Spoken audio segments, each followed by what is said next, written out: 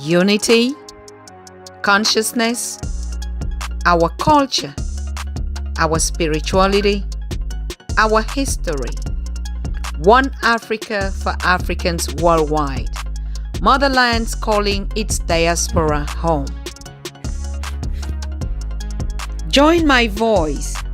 Join my team. Join my campaign. Campaign 21 hashtag 1 million subscribers on the Pan African Daily TV YouTube. Be a volunteer. Apply now. Be the new Africa. Okay. Hotep community, the Pan African Daily TV family. Where's Rutendo?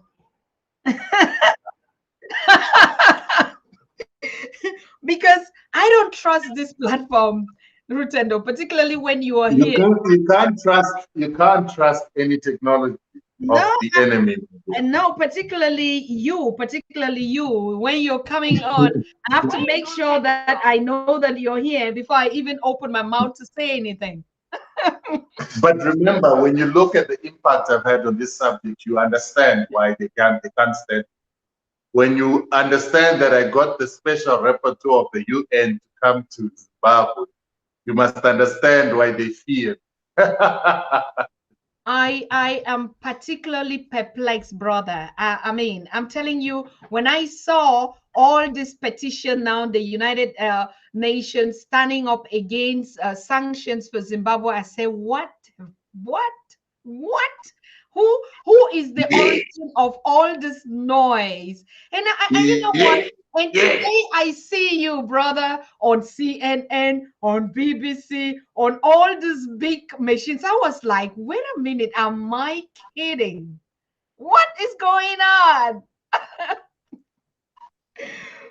This is so big, people. As you can see, our brother Rutendo here, we started this conversation, and the first time he was on the Pan African Daily TV, they brought down our Facebook page and everything, and I wept for 3 weeks after working hard with Patrick Kasarim to just put a couple of 60,000 at that time in just 2 months. And the first time Rutendo came up, this brother told me he wanted me first. He said, Susan, are you live? I said, oh, I'm not sure about your platform. I said, what? No,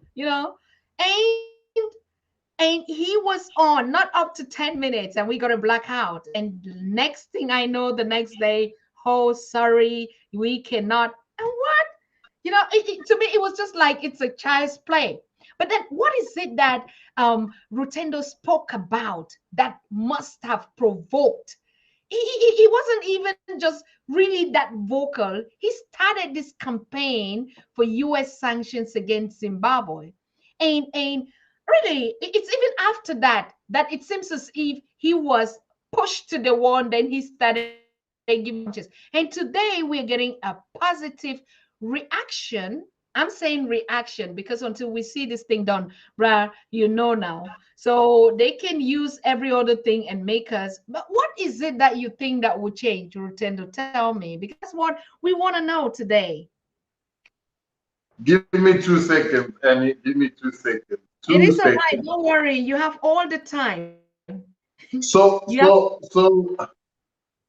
Annie, like you asked the question, what do we think is going to change?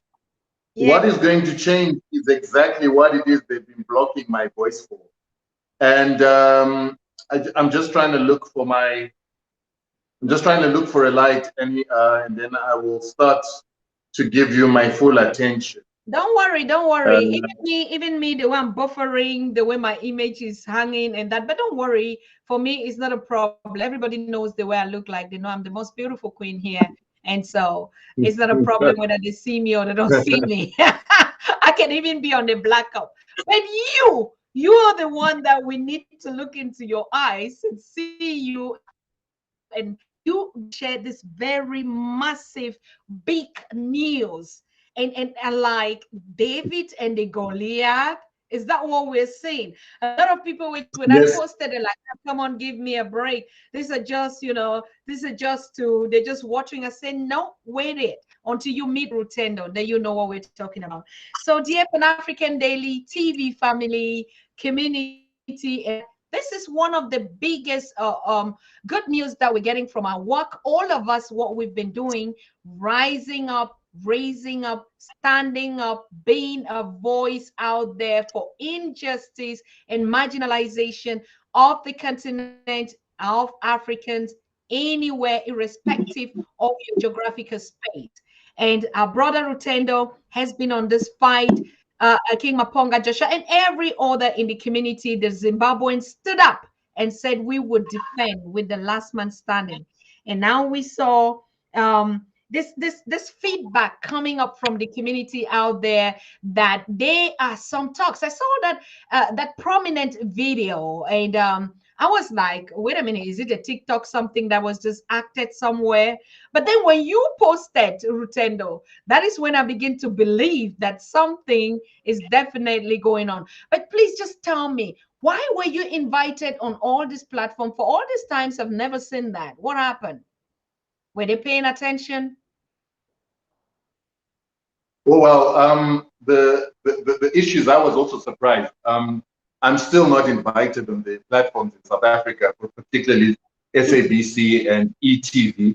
They've not invited me because they are afraid of the narrative. They're afraid of the truth. Although I did get invited by a channel called SAFM. SAFM invited me to come and give an explanation as to what it is that is going on in Zimbabwe, how I feel about the fact that the UN Special Rapporteur from the UN Human Rights Council had actually said that the sanctions on Zimbabwe are illegal and they are violating human rights, and that there was no due process when those sanctions were imposed on the Zimbabwean people. And these are things that I've been saying on platforms like yourself. You're one of the very first people to actually give me a platform to ventilate the issue of sanctions in Zimbabwe. There are pages like PLO, Lumumba, and others that also did the same. But the mainstream media shunned me. The mainstream media did not want me to give their narrative. I was only invited onto SABC once, and since then they were propagating a negative perspective, a false perspective about these sanctions, making it sound like they were punishment for human rights violation in Zimbabwe when no Zimbabwean had been tried. So these other platforms did get my details. I don't know where they got my details from. And they began to ask the questions. What is happening with the special rapporteur coming to Zimbabwe? What does it mean? And how do we feel? And I think that Zimbabweans were given their humanity back when the special rapporteur came to Zimbabwe. I feel that my government reaching out to the UN was the greatest thing that has ever happened, because for the first time, an African country is deciding to use the institutions of this world to give humanity and justice back to Black people. And it also is coincides with the fact that for the first time, we're challenging the Americans in their image of being policemen of human rights. We're challenging the Europeans, Canadians, and Australians for trying to put themselves up as policemen of the world by punishing people without trial, lynching Africans without trial, and we're beginning to challenge that by using multilateral institutions that are actually the custodians of human rights and the policemen of human rights.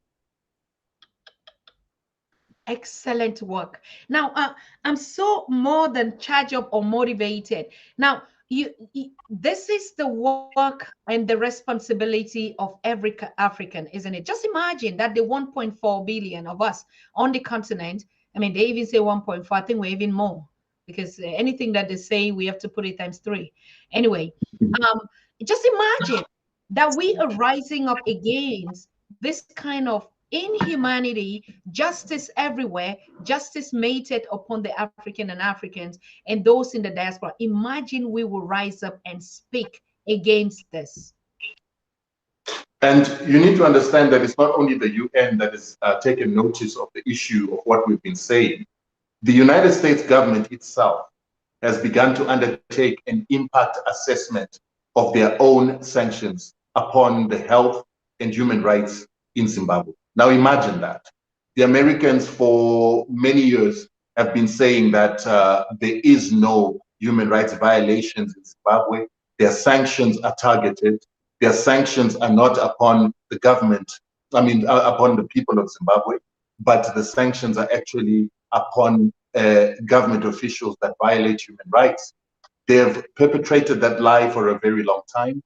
And eventually we did a presentation in March or in April, soon after our independence celebrations. And in that presentation that we did on Zoom, we saw a number of American agents in that particular presentation. Mm-hmm. We then had one of the agents getting in touch with me through a brother that has got a channel in Ghana, and that channel that is in Ghana is flighted from the United States. This gentleman then got in touch with me and said, there's an American that wants to talk to you about the sanctions. The American came to talk to me. She said that she was a lobbyist in Washington. And when I asked her if she can show me her lobbying license, she couldn't show me the lobbying license. But her profile says that she's worked for the Pentagon, she's worked for the United States government, she's worked in Africa, in a number of African jurisdictions, I think 16 African countries. And clearly that is an agent of the American government. And when she sent me a profile, it smelled of, a person who works for the American government. And when I asked her, she did say, I did work for the American government, but I'm not working for the American government at the moment. But I don't believe it. So anyway, soon after our conversation in which I highlighted that we need sanctions gone, and she said, that's why I'm talking to you. We need sanctions gone too. And we want to remove the sanctions on Zimbabweans, on civilians. But we do believe that the sanctions on the politicians that have been convicted of, or politicians who violate human rights are genuine and would like those to remain. So I asked her, how did you determine that the politicians in Zimbabwe violate human rights? Where did you try them? In which court? And when did you find them guilty? And she said, we didn't try them. And I said, so as a lawyer, as a person with a master's degree in law, and as someone with a degree in international relations, and all these degrees that you've got, how do you support that people can be punished without trial? Is that not a violation of human rights? The moment I said that to her, she said, it is a violation of human rights. And then I said, so how do you tell me that sanctions on people that have never been tried are just? So we finished our conversation. I believe she wrote a report to Congress of the United States, for the first time in 63 years of imposing sanctions on African countries since the first independent African country. They actually said that the subcommittee on global human rights, health, and organization will begin to do an impact assessment of the sanctions in Zimbabwe. So that was monumental. It was monumental in the aspect that the Americans have never done an impact assessment of these sanctions. They do not ever believe that they have a reason to measure the impact of the destruction they bring upon human beings' lives. But for this time, the first time, after being challenged by Zimbabweans, they began to do it. So they are currently doing it now. They also reached out to a body in Zimbabwe called Pollard, and they began to engage Pollard to say, can we do this impact assessment, and can we discuss about how to remove sanctions from Zimbabwe? And can you give us a report to tell us what is the impact of sanctions on Zimbabwe? Now they approached Pollard with the intention of repoliticizing a fight that we're beginning to legalize. But what they didn't understand is that Pollard would contact me to find out from me if I can assist them with documentation or information on what the impact of sanctions have been on Zimbabwe. So Pollard contacted me. They asked me for that documentation. And so that's how I got into the loop of understanding that the Americans are doing an impact assessment of sanctions that they have denied for 20 years. So that is some of the stuff that began to happen even before the UN decided to come through. The Americans themselves are assessing the impact of the sanctions with the intention of removing them. So that is amazing work. And it's amazing because we decided to intellectualize the fight against sanctions. We decided to take it back into the multilateral space, from the political arena where it was being fought, where a small little country was being expected to capitulate to the pressures of the bigger powers. But the moment we brought it into the legal sphere, into the multilateral sphere, it became a level playing field in which international law and human rights became the rules by which this game is being played. And the Americans, Europeans, Canadians, Australians are losing. Wow. I mean, this is massive. Rutendo, to be honest with you, one thing that I know that would be done after this is you have to put your candidature because we're voting you to take over that country. It is not a joke. But honestly, to be honest with you, because that's the phase where we are stepping up to, like, yes, we correct the mistakes, but we take over that responsibility and put the structures and help them even, and do business contracts, because of course we would have to work with them, but on terms that we can see to negotiate.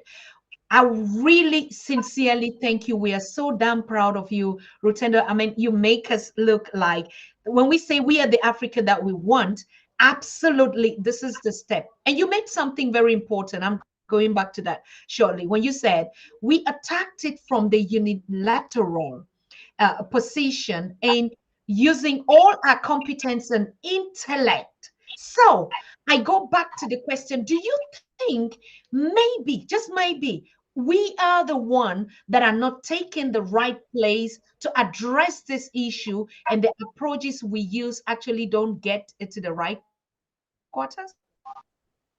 That's a good question. But before I answer that question, I wanted to address something that you said.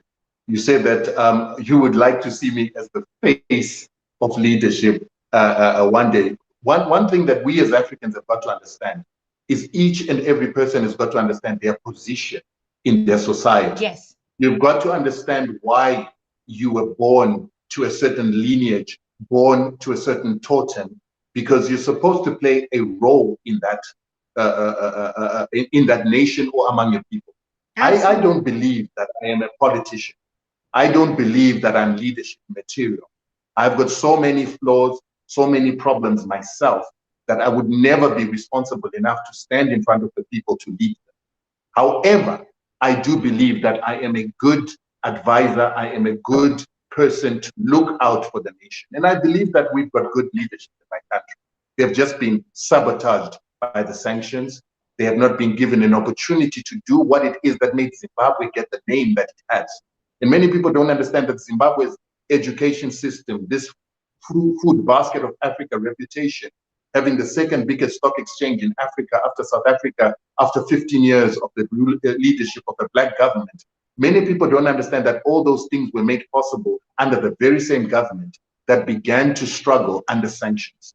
So I believe that once sanctions are removed, that government that gave us all these great things that Zimbabwe is associated with will continue to do its good work. It was sabotaged specifically because of its ability. Now, I'll go back to the issue that you just raised now, that are we not using these institutions properly? And that is correct. Many people have said to me, what's the point of going to the UN? It's an institution of the West.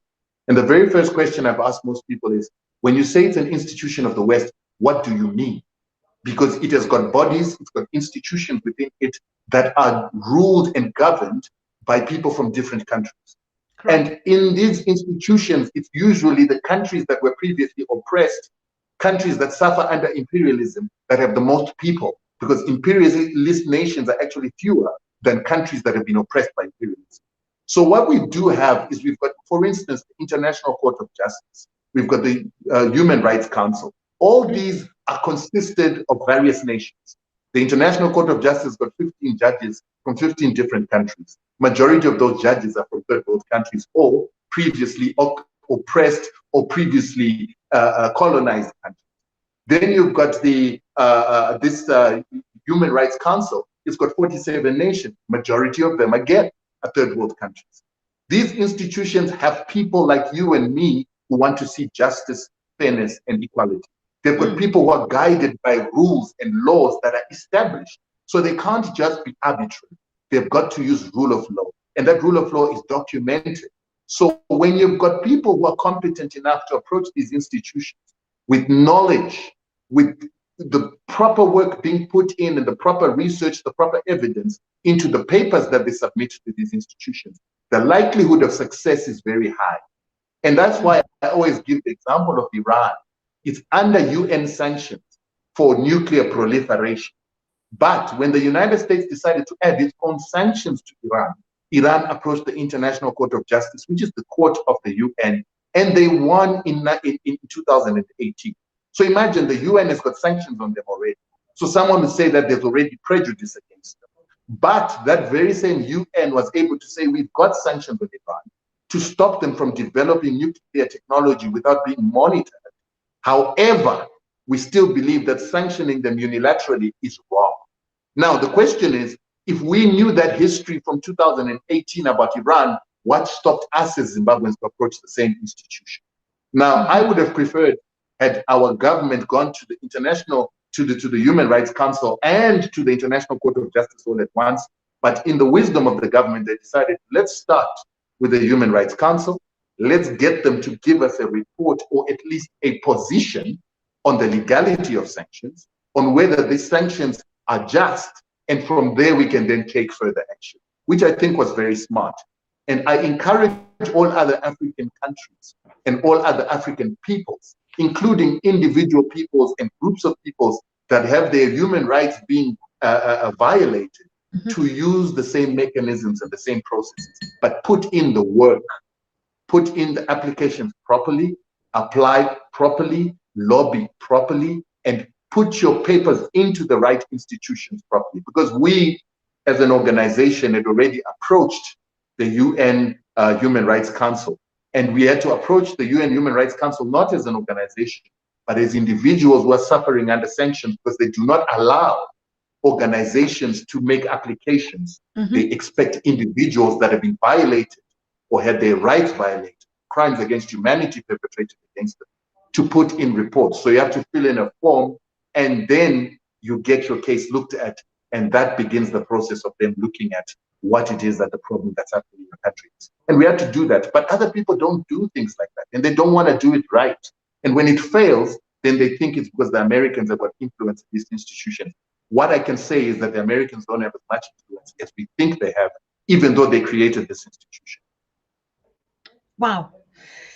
Whew, this is something new, honestly, and this is a new spirit, a new way. I know I'll be talking to our Queen Cherie from the Esquire TV, who is also actually in this legal position and advising on issues that we should be holding all these institutions and these bodies accountable as individuals. So, you know, Rutendo, it's just like we've walked past that stage. What has stopped us from really taking Facebook to court when they pulled down our page when we said nothing that was violating anything? I think this is the point where every African has to stand up now, take upon yourself, not just to let go and we cry all the time, the foul play. We have to stand up and hold each and every one, be it us in the leadership or out there during this institution. This is one very big step. Now, tell us what now that they're taking the assessment on what criterias, if you say they did it like from a personal point of view, do they interview people? What kind of tools are they using to do this assessment? All right, so we need to make it clear. I applied as an individual. Yes. However, that's not what made the special rapporteur come. And I applied in 2019, never got a response from the UN Human Rights Council. However, our government then went in and asked for the special rapporteur and the Human Rights Council to send someone to come and measure the impact of sanctions in Zimbabwe, because there's actually a resolution that was made in 2017 that unilateral sanctions are illegal and they violate human rights. And so there is already an agenda by the UN to address the issue of unilateral sanctions. Hence, they put the special rapporteur to actually go out and measure the impact of these sanctions, make recommendations, quantify the damage that has been done to human rights, and then to recommend that reparations and corrective measures and compensation be paid by the countries that do this. And they're trying to bring this into the system of the UN to discourage the use of unilateral sanctions, because they're saying that they are reversing the Millennium Goals or the Millennium Development Goals. They are reversing the Sustainable Development Goals that the world is setting to eliminate poverty, to ensure that everybody's got water to drink, to ensure that everybody's got healthcare, education, and equality. So the UN itself is aggressively pursuing the agenda of ending the use of unilateral sanctions. And they are beginning to hold to account the very same Western nations that created these institutions, reminding them of the UN Charter and its intention and the equality of nations that usually is usurped when big and powerful countries decide to use their unilateralism to punish smaller countries, eliminating equality. They also created the UN to ensure that countries are forced to uphold their obligations to international agreements. And so what it is that the UN is saying is the first international agreement that most nations that are signatory to the UN signed is actually the UN Charter. And they should be held accountable to this UN Charter and not to do just exactly what it is that they want. And I think many of our African leaders never knew this. And if they did, they didn't care. But we, the generation of Africans that are being affected by American bullyism, are beginning to say, we have to do something to stop this imperialism, this bullying, and this thing that is forcing Africans to have to get onto boats in Libya, drowning in the Mediterranean. And so that's why you're so confusing what we've got at our disposal. And we don't have the army to fight the Americans, even though sometimes I wish we had armies to fight this bully that thinks that it has the right to snatch people's properties, it has the right to sanction people and to use its might to try and take our resources. As poor as we are, they want to find ways to continue to manipulate us.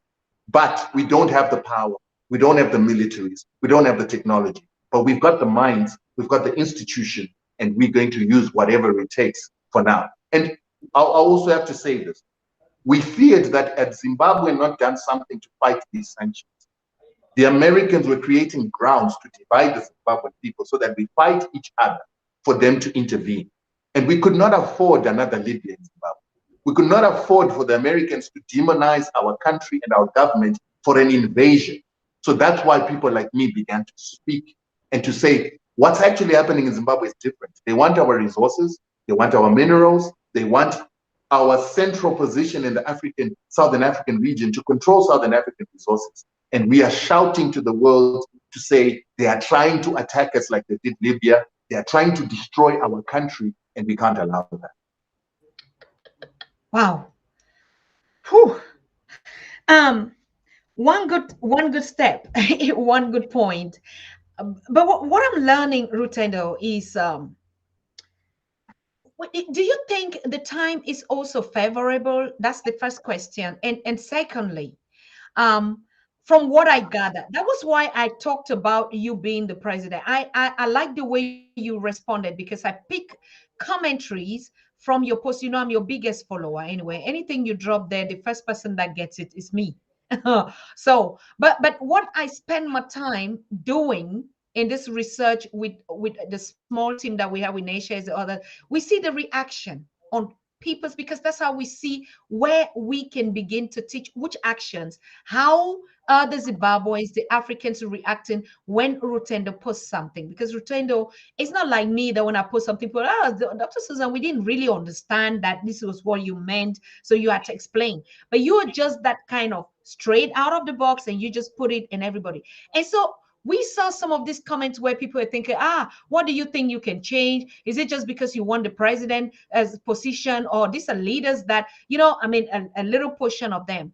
But 80% of your comments and what the Zimbabweans, even Africans, when we post on the Pan-African Daily TV news page, they actually are positive to what you are doing. So do you think, or from my point of view, that you are an inspiration to young Africans to stand up and say it the way, or though they need mentorship like from you people how to do it, but nonetheless, we should not keep quiet on injustices?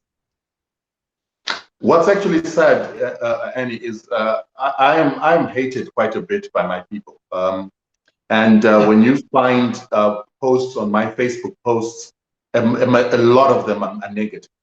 And they're negative because when I'm standing up for the rights and the humanity of the Zimbabwean people, many people see me as standing up for ZANU-PF, Many people see me as if I'm fighting sanctions to end sanctions.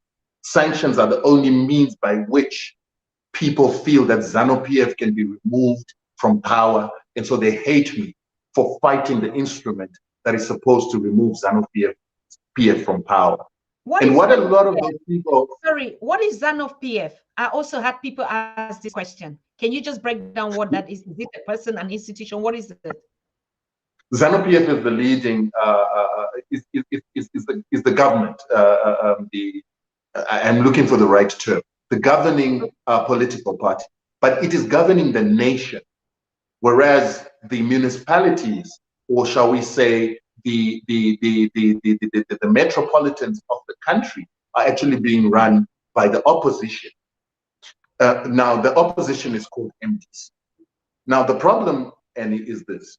What many Zimbabweans don't understand is if they need sanctions, a crime against humanity, to force ZANU-PF out of power, that automatically means that they are no longer being democratic.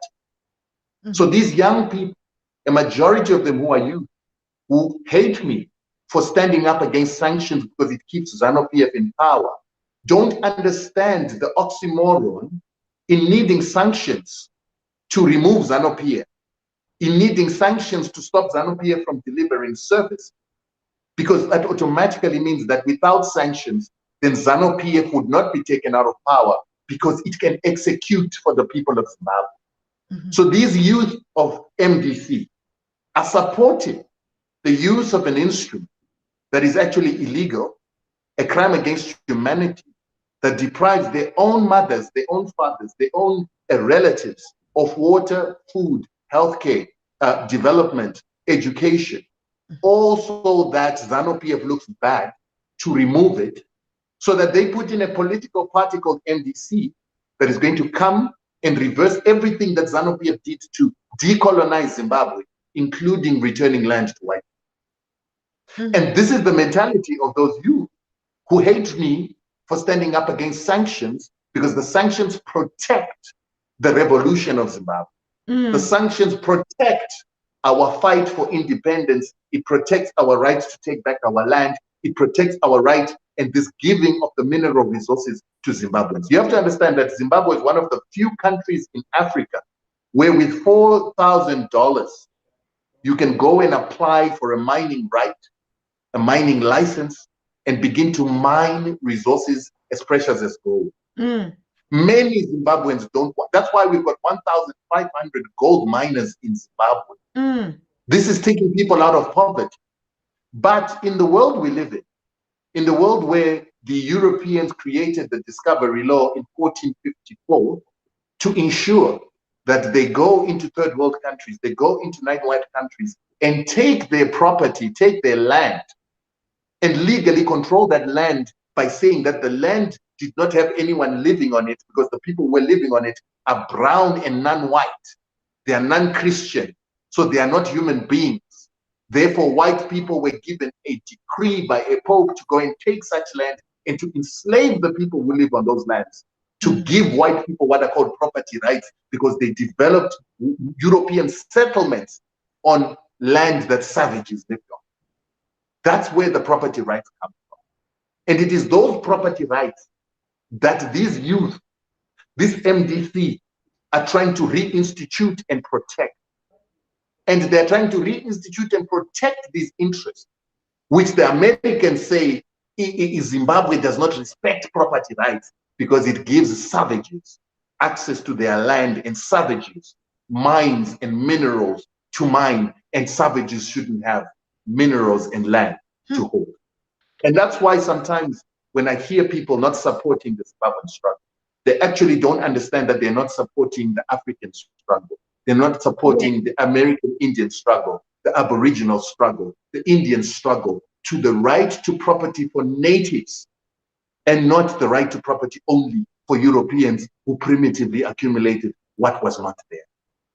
That's what the fight against sanctions is all about.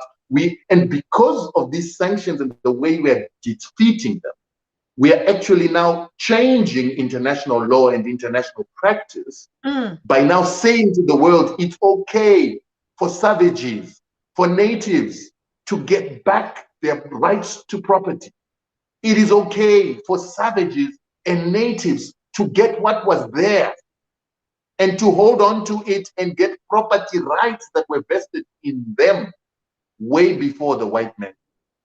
And that's what this fight is all about. I've heard many Africans bad mouthing Zimbabwe, utilizing Western narratives to demonize our presidents, to demonize our leaders. Hence, you heard me refusing to say, I don't have to be leader. I don't have to be in power because I'm not good enough. We've got good enough leaders.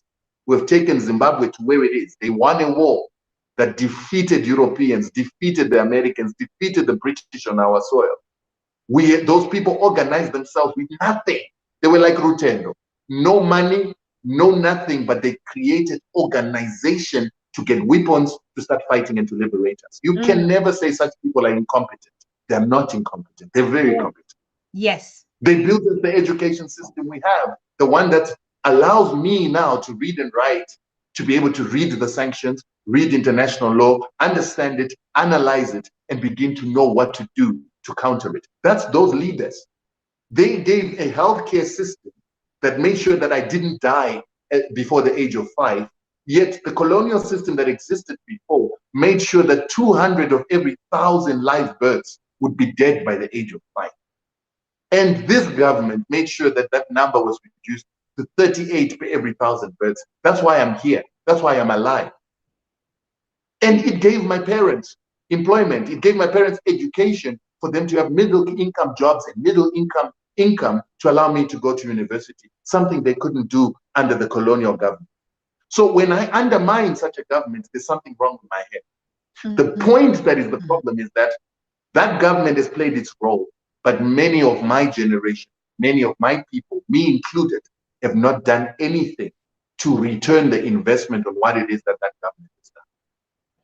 So if I had played my role, if my father had played his role, created a business for me, created something, exports for me to have foreign currency, Zimbabwe would have been in a totally different position, even with sanctions.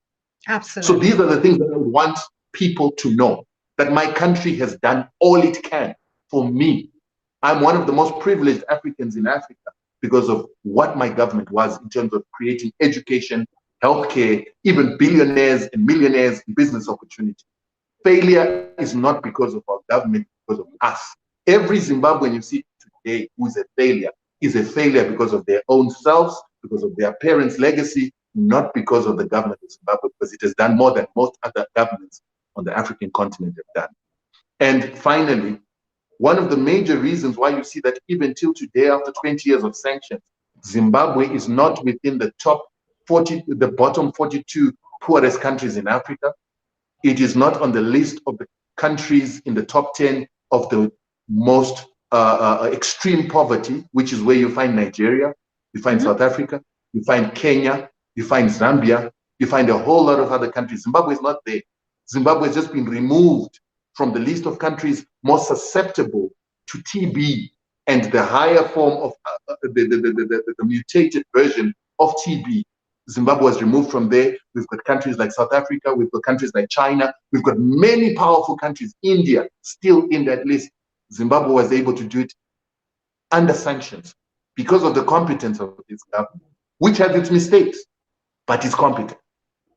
So we now have to change our outlook by changing these youths who want to remove a government by holding its hands, the hands behind its back, tying its hands behind its back, because they can't remove it genuinely if they gave it an opportunity to do what it can do for its people. So they need sanctions to remove it. The mindset of those people have to change. And now we are saying that those people are actually criminals who have perpetuated a crime against humanity for power. And we need to deal with such people in their youth who are lost in their minds for the interest of power at the expense of their own people. This sounds like the undoable, but of course we see from your action and your engagement that is possible if we get our minds in order. Yes, I do. Like I said, I follow it, and I follow most of our experts and our teachers that are coming here to talk to us. I follow them, and I follow the comments and everything in their work. And that's why we are saying, or Naisha was saying last time, when we talk about our guests on the Pan African Daily, it's not just those that come and talk, but we actually follow, do a kind of a background check. How do they treat people when they are not on camera?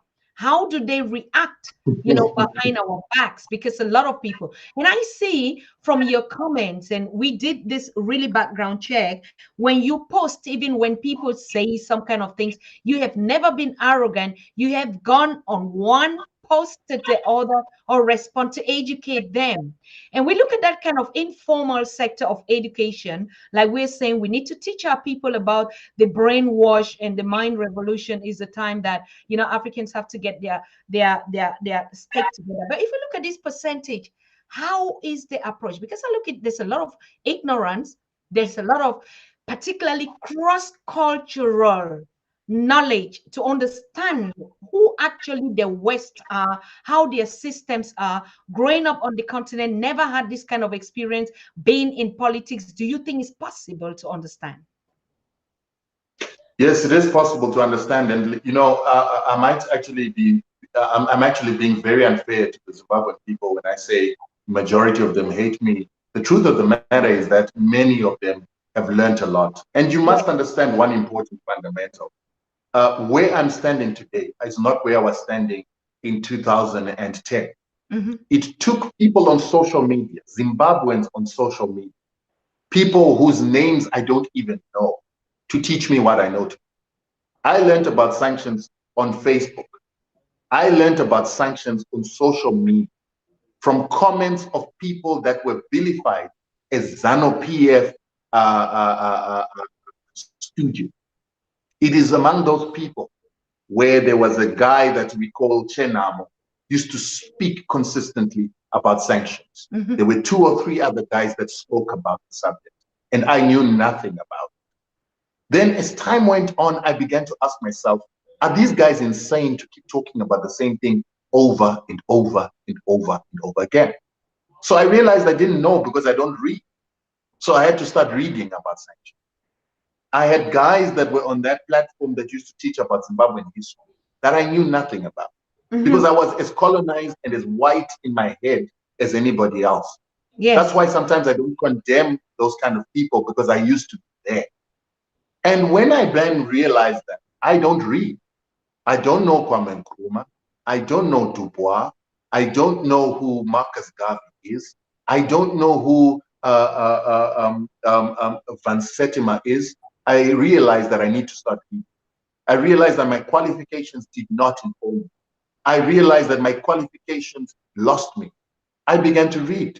I began to read about Ben, what is his name? Our so wonderful historian on the African continent, and I was shocked at what I didn't. Mm-hmm. I was shocked what I didn't know about African history. I was shocked that there were billionaires before. There was Yes. a lady, a South African lady, who told me about Haiti defeated France, and at that Mm. time I was reading Napoleon's book, and I thought I knew more than her, and I told her, "You lie. It's impossible that Haiti defeated France." And she said to me, Haiti defeated France. And I said, "It's not in Napoleon's book." And she said, "That's the problem. You're reading your enemy's knowledge." That was in 2012. These people built me.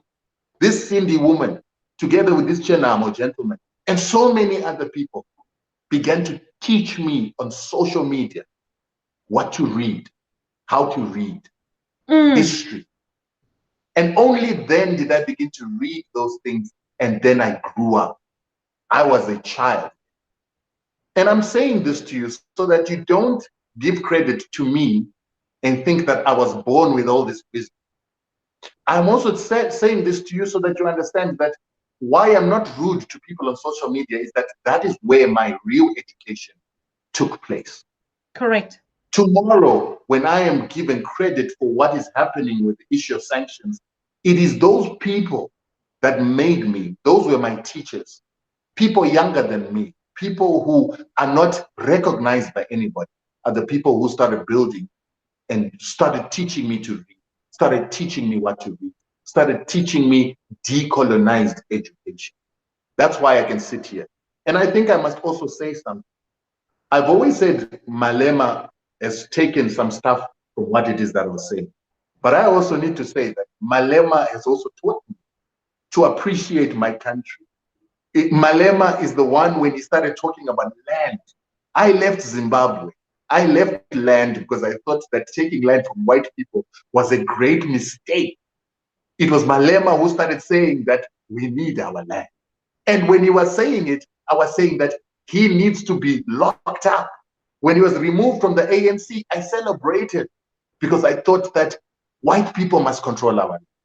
Now, you must be shocked to hear what I'm saying to you. I'm saying to you, I had to walk a journey. I had to be educated by the Malemas of this world, by the Chenamos of this world. I had to be schooled. I was a preschool, kindergarten ignoramus. So today, for me to be this big man that knows how to fight this war, I was groomed by them. But I want to say to you, social media is the greatest form of education that ever happened to us. And I sometimes wonder how the enemy could give us such a powerful tool. It actually doesn't make sense. I graduated here. I learned to download documents here. I learned to look for PDFs. I learned to look for reports from people I met on social media. Those people were my teachers. And so that's why I'm patient with people, because I'm hoping that I'll teach people. And trust me, I've seen transformation. I've seen people changing. Seen people learning. I've seen people begin to speak differently. When I started speaking about sanctions and pointing out that we've got Zidera sanctions, we've got executive order sanctions, we've got EO 13469, EO 13288, EO 13391. People never spoke that language, and now people are speaking that language. You know, people are writing this language. People are undertaking theses. People doing master's degree are now doing master's degrees in sanctions on Zimbabwe. I mean, come on. What more can a man ask for? What more can you ask for? What more could Chenamo, when you taught me this story, have ever asked for? Do you get it? So I see some people think being on social media is a waste of time. It's the greatest political education, historical education, mathematical education, economics education course you can ever take in your life. And I appreciate that I did this course. Thank you, thank you, thank you, thank you, thank you, thank you. I can't thank you enough because exactly that's the point. You know, some people laugh even at us on the Pan African Daily and say, you know, then they have things to do. They're just sitting on social media. They call it social media. And I said, we are just not getting it because this is. Yes. And Obuna, I had to meet that gentleman on your show and another lady's show who also, and he taught me so much. So much. So social media, man, the parliament of the people. Yeah. Yes, we still owe you a show with Ebona, and he knows it. He knows it already. If we were not being messed up by YouTube these days, YouTube is actually paying too much attention to us, and that is why I love us. That's why I love you. That's why I love all our fans and our followers, because we're also redefining the structures on YouTube, right? Because they don't determine who we have to bring here, what they have to say. And Africans are above that level of looking at YouTube or social media platforms as if they have something against them. No, it is actually a grooming. You can imagine, like you're saying, imagine how many guests interviewed here, not just interviewed, that I've learned through conversations. And Aisha told me, Mom, your head must be very like this because imagine all this knowledge that you sit and learn. So it's a wonderful thing. And that's why we're building it. Imagine how many people. Rutendo, you're not just giving that praise. You know how many you have empowered on this channel? Do you know how many people have reached out to us and said, that brother, just look, we didn't even share your flyer for even as long as we would have done, but in as much as you are a household name, for Africans worldwide. And now you're just telling us, oh, I read it on social media. Social media is the only educational platform where people say what they want. It's not a classroom where the teacher will say, shut up your mouth and just pour out any kind of trash into you. That's why we were miseducated. If we had social media during those times, oh my God, nobody would have been able to try an African. Try us now and let's see, right? So And thank you so and very much. and and, and, and let me tell you something interesting while we're at that point. Yes. So the West have gone out of their way to get me muzzled by their platforms. They Mm-hmm. have gotten Facebook to muzzle me. They've gotten Twitter to muzzle me. You saw one day when you and I were about to start a show and they unpublished your entire page and you lost 300,000 followers. Mm-hmm. So they've done this to try and stop my voice from going outside. But what they didn't understand is that they're not only going to stop my voice being heard by the people outside, but they're also going to stop themselves from hearing my voice. So last week, I had a session on a gentleman by the name of Hopo Chunmono's page. He's a journalist from CNN who is doing journalism in Zimbabwe and being used by the American for a negative campaign on Zimbabwe. So he has access to the US ambassadors, the European ambassadors. So they decided to do a program on his page on Twitter. So in Twitter space, they decided to have an interview on the issue of sanctions on the day that we have SADC Day against Zimbabwean sanctions. They decided to do a counter narrative where they were going to ridicule the whole anti-sanctions fight. It so happened that I then used social media to challenge Hopewell that you have blocked me on your page. But if you know that your narrative on sanctions is correct, then unblock me and let me participate in your conversation on Twitter. And like a true gentleman, like a man, he unblocked me and accepted that I must come and have an engagement with these ambassadors on his page. And not only did he allow me to have an engagement with these ambassadors on his page, he actually made me a guest as well on his page. Now, this is where the problem of not using social media to educate you comes. The ambassadors allowed themselves to come on a platform with a person that has been muzzled by their country, and they don't know what he knows and how he argues. So they come onto this show on Twitter. I expected them to know word for word what I was going to say. I expected to have been studying what I've been talking about so that they could have a counter. I even expected them to have lawyers who were going to deal with me, but they didn't, because by depriving the African people of Rutendo's voice, they also deprived themselves of Rutendo's thoughts and way of thinking. Absolutely. So when they got on this platform, I massacred them. They were incompetent. They were ignorant. They did not have answers to the basic questions of the fundamentals of their sanction. They did not have answers as to whether they had tried the victims, the people that they're sanctioning, and whether that is just in international law. And so when I asked them this question, they had to say, I don't know, I'm not a legal mind. An ambassador saying, the European ambassador was saying that they have no sanctions on Zimbabwe, yet they are cited in the US sanctions as part and parcel of the US sanctions. He didn't know that. So these white men came to this show more incompetent than Africans who they say are incompetent. They were incompetent beyond the word incompetence itself. And I was glad that the Zimbabwean people were able to see white men who are very incompetent, yet they hold very powerful jobs, which is something that we've always said for years, that these people are very incompetent. If it wasn't for the fact that they use their armies, they use taking things by force, they don't pay for the services that they want from other people, they would be nowhere. And it was proved on this show, and they should have learned the lesson to stop muzzling people so they can hear what those people say to prepare themselves, that they don't look like idiots, like the two ambassadors of the EU and the United States, who all of a sudden showed the world that their sanctions are absolutely illegal and unjustified. Brother, I mean, argue with Rutendo on sanctions on Zimbabwe at your own risk. Just don't even try to go there. And then imagine, I mean, a diplomat, an American sitting in the White House or wherever, I don't know, coming to talk about Africa and the things that I mean, come on, give me a break. Sometimes I used to say is because we actually have been so blind in this whole process. Now, you're talking about something that is very important. When we were blocked for a couple of even these past days that we're talking, and I keep writing to them and say, who do you think you actually are doing this to? The moment you do this, the moment we know how much power we have, right? So let's go.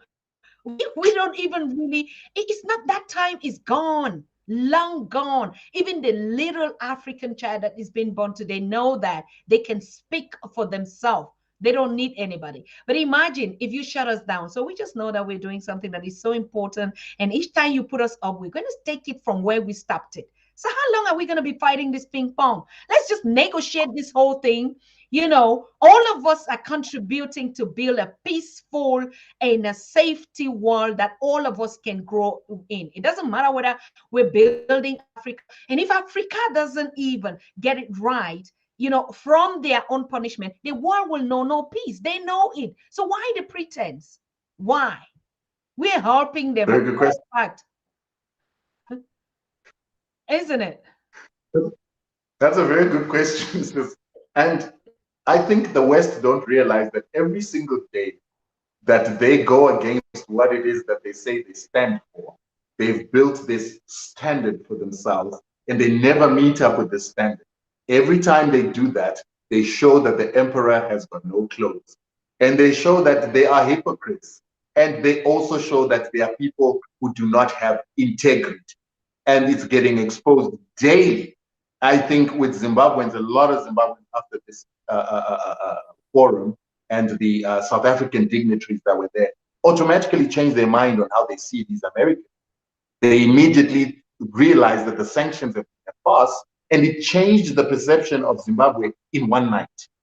And I'm saying, when they block people on Twitter, when they block people on Facebook, when an institution such as Facebook with such value has time to block a Rutendo, has time to block an Annie, it can only mean one thing. Annie is powerful.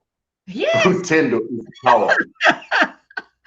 Do you understand? And with me, what is interesting is they did all they could to throttle the number of people who see what I do. They did all they could to throttle my voice on Twitter, Facebook, YouTube, but still, my impact was still able to talk to people in government, make them go to the UN, and make them create laws that I had proposed. It didn't help. It didn't help. And that means to say, when the time is right, when these underwater beings, these Aquarians, their time is over now. It's our time. There's nothing they can do to stop what we are about to change the world to become what it's supposed to. They can't do anything. It's not going to stop. They could kill me now, okay? And someone is going to carry over my job. Now, someone is going to take over what I'm doing, and 10 more Rutendos will die. Just like when they killed Thomas Sankara, they thought that they had finished the job. When they killed Patrice Lumumba, they thought that they had finished. They hadn't. Rutendos are rising, and more people are rising to take up the places of those heroes. It's too late, and they need to accept that, and they need to understand that. I think it's not going to be long, and everything that you're saying. I mean, we're saying 7 billion people on the continent, or on the world, and a class of people trying to hold this narrative.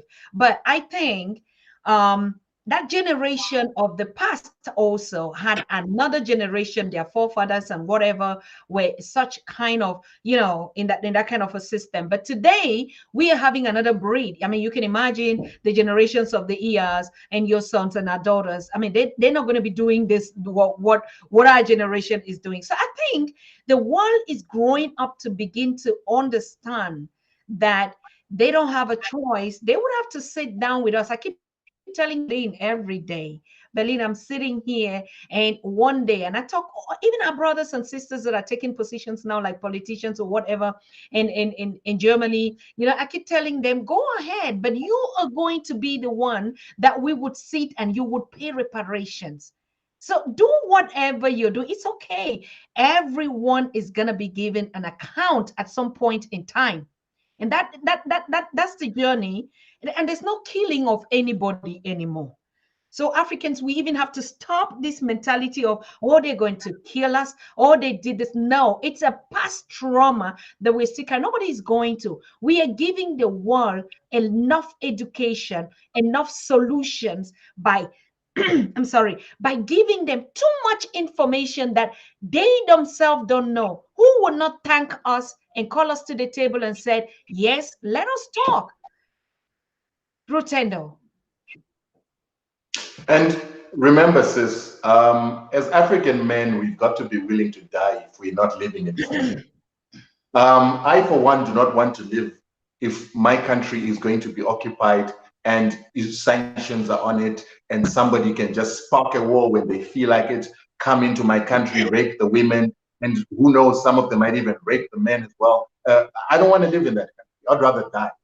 So death is no longer scary.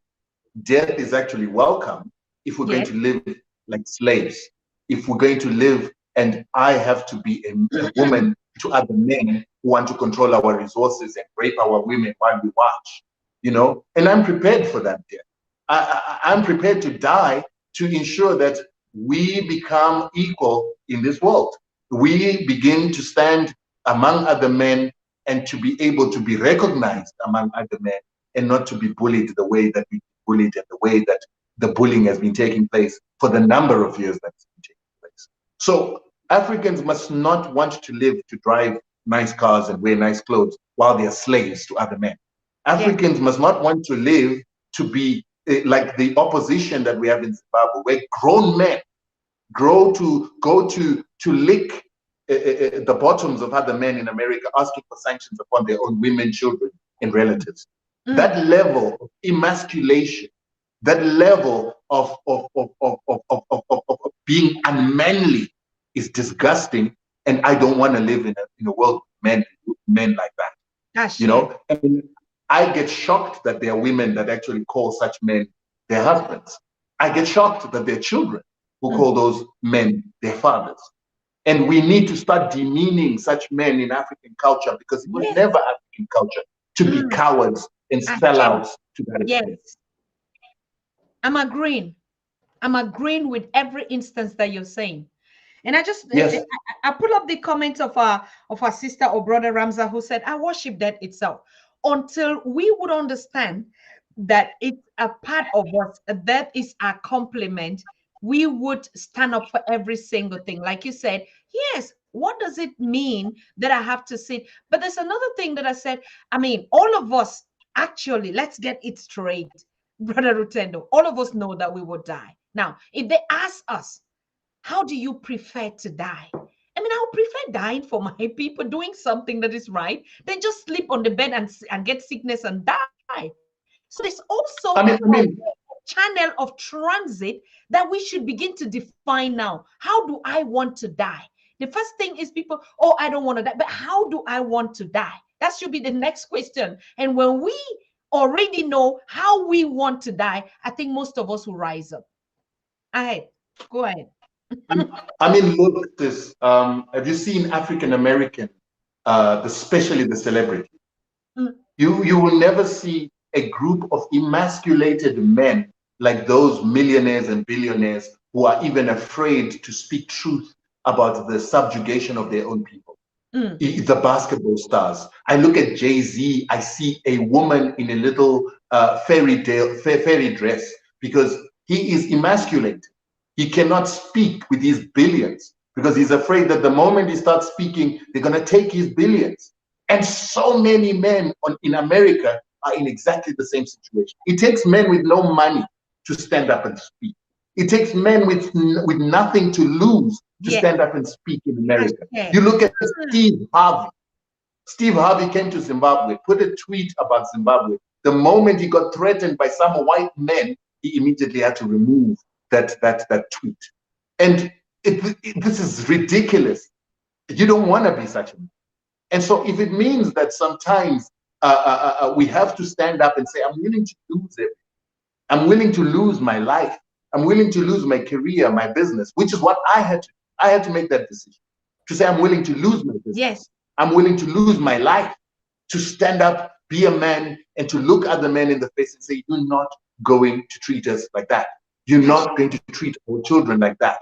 And if you are going to treat our children like that, if you're going to treat us like that, you must be willing to kill us all. And that is what, there's a nation that was called the Arawak Nation. Arawak Nation were the people, or the indigenous people, that were on Haiti before the white man got there to start slavery. And when the white man got there, they fought to the last end. And when they got defeated, each and every one of them threw themselves off cliffs and preferred to die. Imagine that. We also had a ship of Nigerian and Dahomey slaves that went into port in one of these Caribbean islands. And all of the people that were chained together, these slaves that were coming to be enslaved, walked back into the water that they came and preferred to die in that water. We need that spirit again in Africa. We were willing to die at all cost. And I was speaking, I'll tell you another story. So we had an incident in South Africa where some Somalis were attacked by taxi drivers, and then they retaliated. They got guns, and they retaliated. The taxi drivers were usually very, very, very feared, ended up running from a taxi rank. And so I said to this Somalian that I met, how do you guys do that? And he's like, listen, let me tell you, we in Somalia are not afraid to die. We will fight to the death. As a Somalian, I will walk into a rain of bullets knowing I'm going to die. And so I said, why would you die knowing that you're not going to enjoy what it is that you're fighting for? He's like, because I will die for my people to enjoy freedom. We are willing to walk into bullets if that means that you're now going to take away my freedom. And so you were saying that what people need to start understanding is that when we get upset and when we decide that we're going to fight as Somali, we will fight at all costs, and we will sacrifice our lives, and we will continue to do that until we defeat the enemy.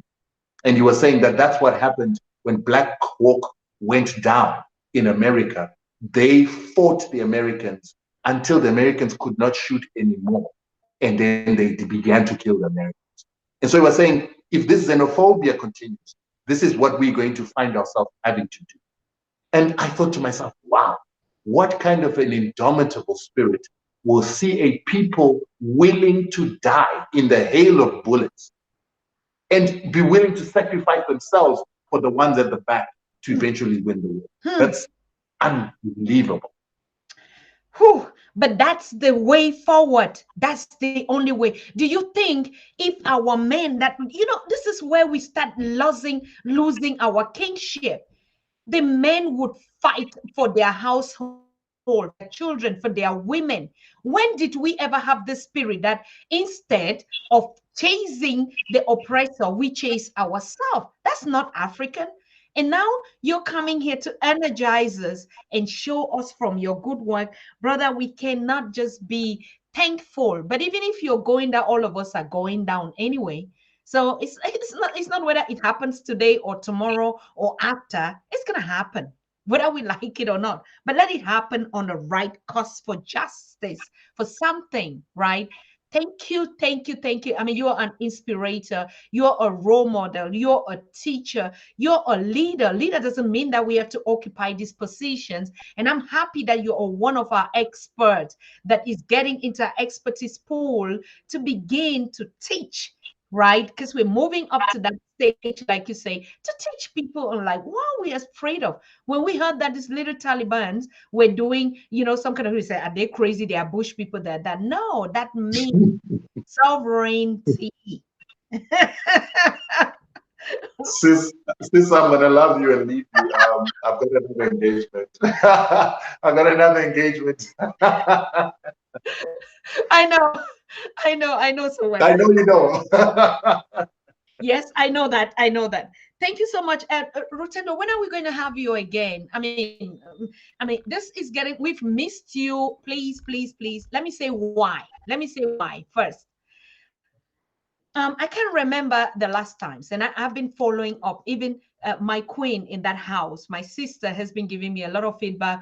Oh, no, he's not reachable now. She's and she's the one doing all the administrative work at home. I know that we talk more often than I talk to you. So, but the issue is, you owe us too much that we need to catch up on. We've allowed you. You've been on these things. When do we have you again, bro? Just give us a date or timeline. I think let's do it like this. Give me a date. I will commit to it. I will cancel whatever I get on that day, and I'll be here. Are Because, you like I said serious? to you, like I said to you this afternoon, that it's unfair for me to be doing interviews on some of these channels and mainstream TV when the channel that gave me voice, when they began to throttle my voice on my own platforms, is not getting my attention. So I will give you attention when it suits you. So you must find out when it's good for me to come back. I will come. I will make the time. I'll make sure. Thank you very much. Bra Rutendo, I know that you're doing a lot out there, and our people are ready. There are a lot of them because everyone is bringing his skills, his ability to the table. And I know that you're doing so much that needs so much support. All that are watching you, some for the first time, some, please, if you just want to support Rutendo, hey, the brother is doing it. All what some of us are saying, let some be the ones that are working the money because we need it, of course. Like the Jay-Z's, if they can just reach and say, okay, I don't have money, I don't have time because I need to look for the money, please reach out to them and say, we have those that are workers, right? If we could organize ourselves, you, the ones that are having the money, give it to those that are the workers, because some of us, we don't need to go and work the money and do the work again to lead or to correct or to teach or to mobilize or to do whatever. So if you are watching for the first time and you want to support, support Rutendo, because he is doing the right thing. He's not only fighting sanctions against Zimbabwe and Africa as a whole, but Rutendo is the one directing our expatriates, our diasporans that is coming home and they want to engage into organic farming. And Rutendo will teach you how to build your farms and the seed, particularly the seed that you need to use. So Rutendo is not only an activist, a social entrepreneur, but he is actually a consultant for all the diasporans that are looking to engage in the continent, not only advising, but also giving you the possibility. You want to mine in Zimbabwe, you already heard it. With $4,000, you can begin to have your mining. But that's not just the point. Getting a 4,000 or a 10,000 or even a 2,000 is not the problem. The most difficult problem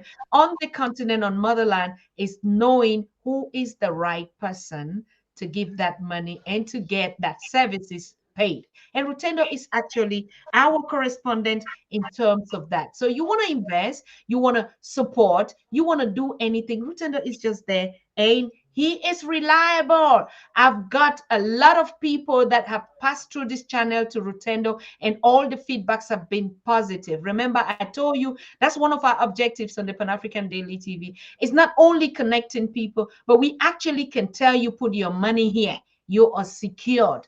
Put your time here, you are secured. You're not going to be abused. Bring your skills here, right? Or just come with your empty hands and say, I just want to do something. We're going to look a way to put you into these things that we're doing, because it takes all of us to build the Africa that we want. Thank you so very much. I know, Rutendo, your lunch is waiting because I'm the one that cut you off on that lunch. But And do but you just before want you to? go, Yes. I need to say something about what you said. And I need to thank you for your platform. It's the only platform where I've actually got people who phone and say, my brother, I am so and so. There's a guy called Alex who phoned from your show. There's so many others who I can't remember who phoned and said, I saw you, I love your story, I would love to send money to you.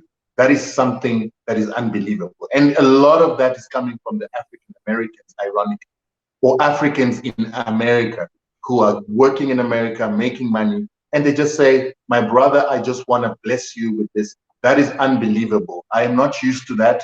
It has happened a lot with people that have come from your show, and I need to just tell you that this has been amazing, and that support has taken us a long way, and you see the results.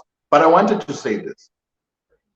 The reason why Zimbabwe's fight is everybody's fight is right now, after the UN Special Rapporteur of the UN Human Rights Council has said that the sanctions on Zimbabwe are illegal, a crime against humanity, we have now got an opportunity, according to the resolution of the HRC 3413, to seek reparations from the United States, Europe, Canada, Australia, the United Kingdom for their crimes against humanity that they've perpetrated in Zimbabwe over the past 20 years. Reparations means seeking damages to repair a problem caused by the person that is repairing the problem.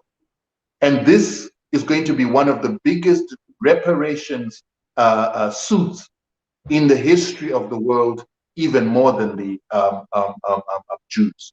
The reason being, the Jews were oppressed by the Nazis for only 5 years. Zimbabwe has been under these sanctions for 20 years. These sanctions have been from the same toolbox as colonialism, which meant that they reinforced the destruction of over $1 trillion that was lost during colonialism. And we're going to be pursuing restitution and reparations from the United States, Europeans, and their companies going forward. It's going to be the biggest suit against the West in history.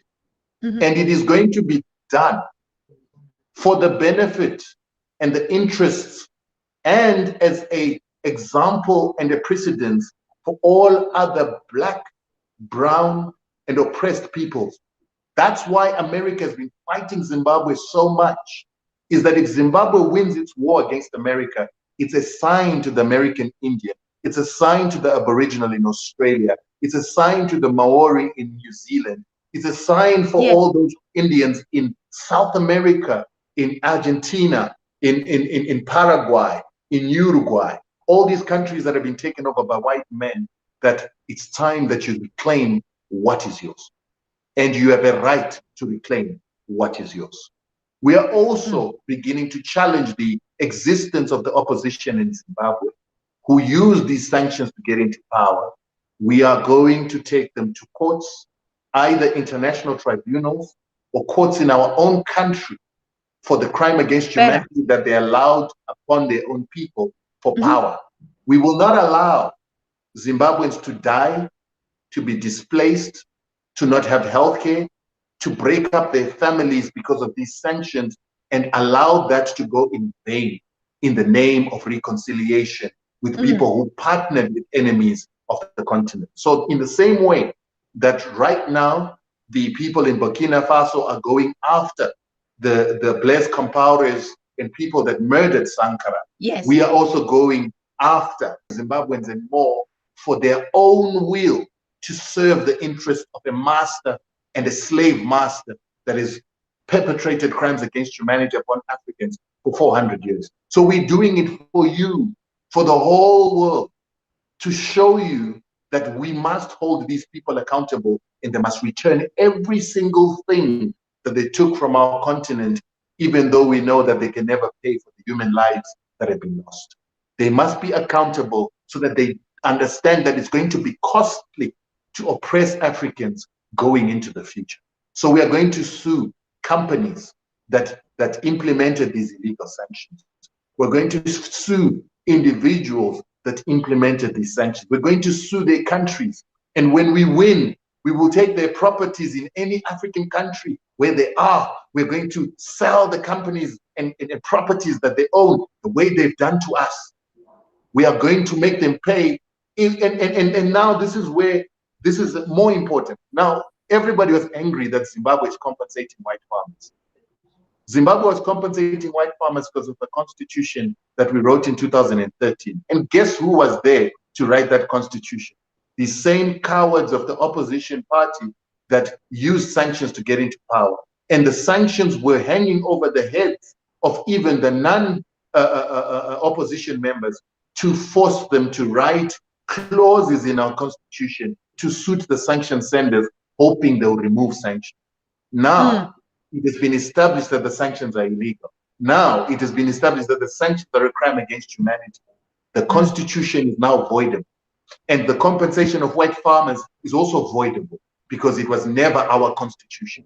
So that thing that made most Africans emotional, that made most Africans sad that Zimbabwe is compensating white farmers, we can reverse it now because of a ruling made by the UN that these sanctions are illegal. Therefore, it means that the members of parliament that were forced to put in that clause because of the fear of sanctions are now exonerated, and we're going to reverse the compensation of white farmers. This is so powerful, Rutendo. You know, I like the fact that wrong is wrong. It doesn't even matter your color. So we're not also saying that because these were brought to us. So even by the time we are on this journey of cleansing, on the renaissance and this mind revolution of the African decade that we are in now, even any one of us that looks like us, that perpetrated, that facilitated, is going to be held accountable. And so we are talking to the young people because exactly this is what you need to take up the continent. You have to understand that every act that we're going to be doing, we're going to be held accountable for it. So it doesn't matter whether And the government, and I love that point. Yes, over to you. Go ahead. sorry, I'm so excited. I just got so much information to give. And Go so ahead. while this fight has been a Zimbabwean fight, while this fight has been fought by Zimbabweans in the isolation of other Africans for a long time, we've seen Africa now coming together to support Zimbabwe. We've seen SADC coming together to support Zimbabwe. We've seen Wow. the AU starting to make statements to support Zimbabwe. But let me tell you what is even more interesting. Because this lawsuit that is going to come up will be one of the biggest lawsuits in history. We are being approached by lawyers, European lawyers, American lawyers, Canadian lawyers, white people who are saying, we want in, we want a piece of this cake, because they know that suing the richest nations on earth for a clear human rights violation will lead to a huge settlement, and they want a piece of the cake. And I'm now saying to African lawyers, wake up, get in touch now. The best of the best of our lawyers must not lose out on this opportunity because there's competition. We are getting lawyers who are saying, we will do it for free. All we want is a percentage of the settlement. And I'm telling you, this is going to be worth billions, hundreds of billions. And the question is, are we going to have Africans that are going to step up to the plate and not complain tomorrow when certain Europeans offer their services, offer their knowledge, offer their information from inside, offer their research, their investigative skills to get us information from inside the belly of the beast? Don't be left behind, Africans. Don't be left behind, my brother Africans. You're hearing it now. You're going to hear it in the next few weeks or months that this is the biggest thing that has happened to the Black world. Don't be left out. We are going to sue the Americans. We're going to sue the Europeans. We're going to sue the UK. Even if I die, someone else is going to take over this because we've been writing, we've got the strategies. They are with other people besides Rutendo himself. Don't lose out. Don't lose out. Yes, because it's just so tricky. They would say, and has always been that when we don't run to sit on the table, they're gonna say, yes, we're gonna give you the compensation, but they're gonna put their lawyers again, they're gonna put their facilitators, their translators, and they're gonna take that money back. Wow, how smart.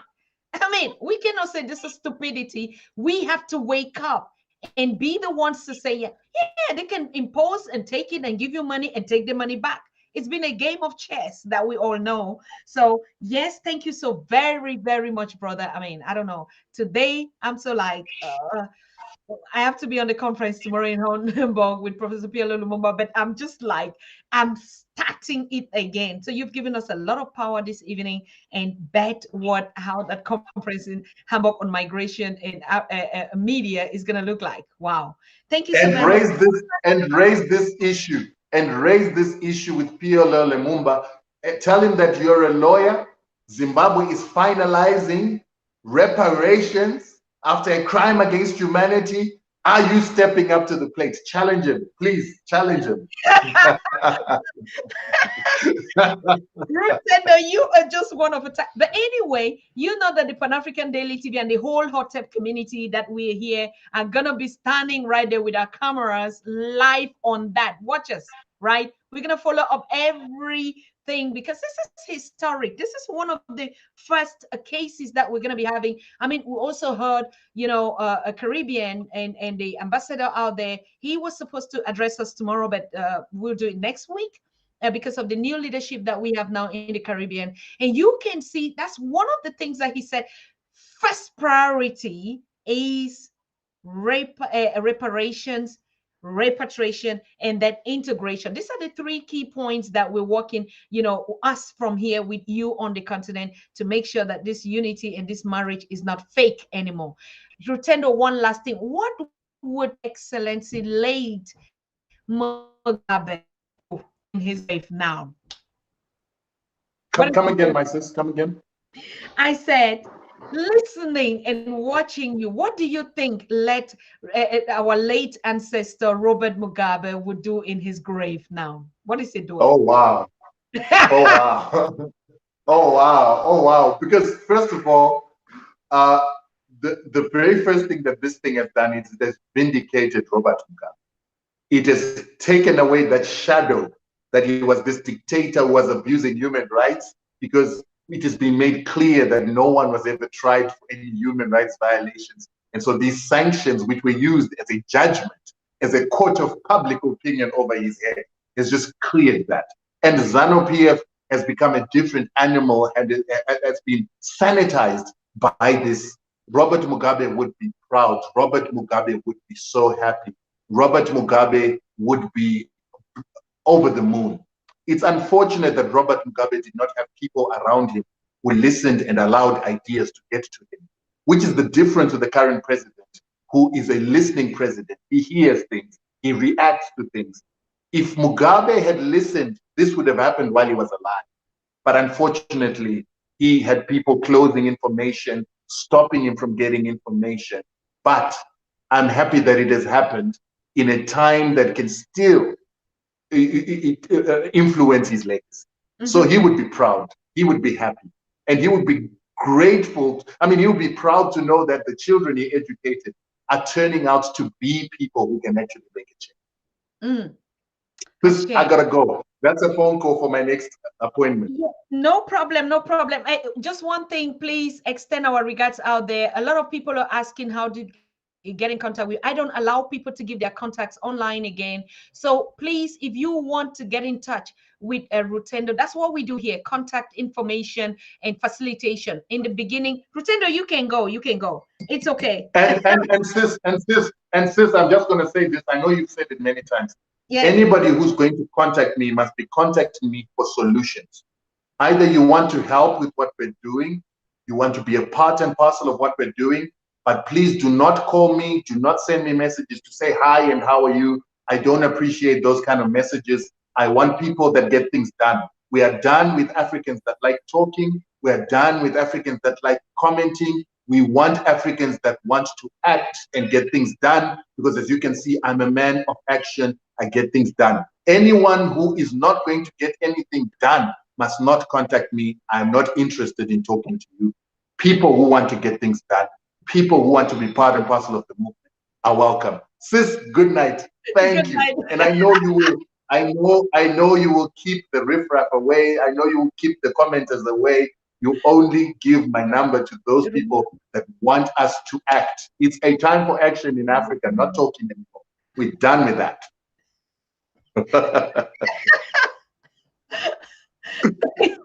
Oh my God, bye. All the best out there on your next conversation. Oh, Cheers, cheers. bye. Choose.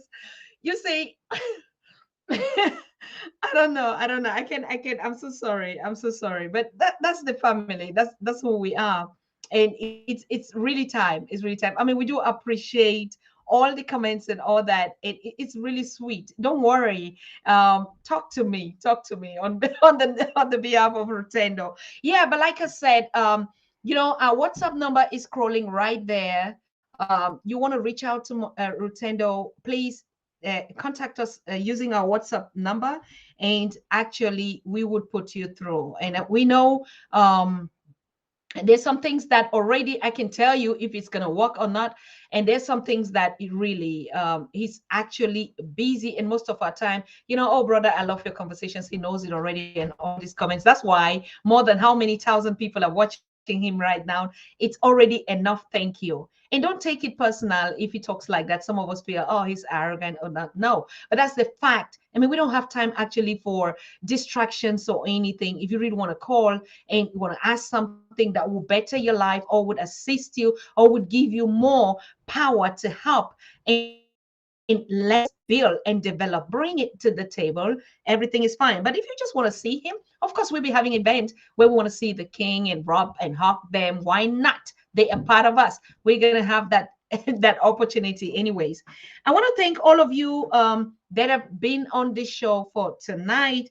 And I see our queen Kalena Haufe, who has been absent. I think she traveled, is back here with us. I want to salute you, queen. I saw your name. I was like, oh, wait a minute. She has been a guest on us, and she's been one of our powerful sisters out there. I hope everything is okay with you in the UK, sis. And I also reaching out to our communities, particularly UK and the other Australia. I mean, we hear that the COVID is not really responding as it should be, despite the regulations and everything. So we just want to pray that all of us are safe and sound and healthy wherever we are, that nothing that is of us should touch one of us, humans everywhere. We're not talking only just about us, but we are in this session of meditations and prayers and sending good wishes, good health to all our people around the continent and to all humanity as a whole. Because when humanity goes down, we all go down together, right? We see flood, earthquakes, pandemics. What is it? Nature, actually, Mother Nature coming back. So it can pick anybody. It doesn't matter whether you were right or you were not right, or you were an activist or not. When it comes, it's going to clear anybody out. So we keep putting in that positive, connection, love, affection, pray for one another. Remember, all of us, one thing that we do that is too much contribution that we don't even need to do, the kind of activism that we're talking like that to show your face, are the millions of people on the continent and in the diaspora that spend that time praying for others, praying for the nation, praying for Africa, praying for all of us. That sector of spirituality is very important. And if you're one of those category, please, we thank you so much, because your prayers are actually working, and we can see the unism as one communion. How did I say it again? We commune with one another. And so we share the same frequencies, and the energies just spread to all of us. So I want to thank you so much. Tomorrow, Naisha is going to be your host, and not physically, and she's going to rebroadcast something because we'll not be around on Sunday. Of course, we're also still going to do a rebroadcast, but on Monday, like we promised, we wanted to officially launch the Africa We Want website. But from every indication and what I hear, the engineers are not really ready on this day, but they would give us a feedback on. But coming up this week or next week, it should be live anyway, and we're going to tell you that. So we want to thank you so much, so very much, for your support, for attending this family meeting today. I hope you learned something, and the vibes of today were not just the wailing. It is a feedback of a work that started not long ago, and we're beginning to see the results that are measurable, right? And so don't think that every minute that you waste here is a waste of time. Your faces, your comments, your feedbacks, and just showing the numbers that we see watching us. And you can imagine all this would not have been without your support. Now, YouTube gave us a feedback. We are at 8 million watch right now, right? So it doesn't matter whether they shut us up, but they are interested to see and give us the statistics. And it's thanks to you that you've been watching, you've been peeping in and listening, even while you're walking, even while you're driving, whatever you're doing, you've spent this quality family meeting time on the Pan African Daily. So make it a time again with us tomorrow and the upcoming days, and stay healthy and sound. And we keep on doing what we were called from the universe to do, right? Thank you so much. I love you with all the best that I can give, and you know it. I don't need to repeat it. You just know it. And I also know because I feel it. Sometimes we don't say this thing, we just see and we understand our feelings, okay? And we spiritual beings, so we don't need to communicate, but we feel each other. So thank you so very much. And bye bye. We see us very soon again. Bye.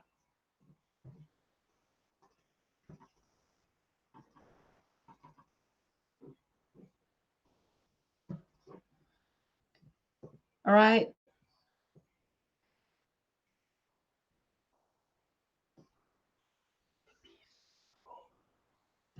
Okay.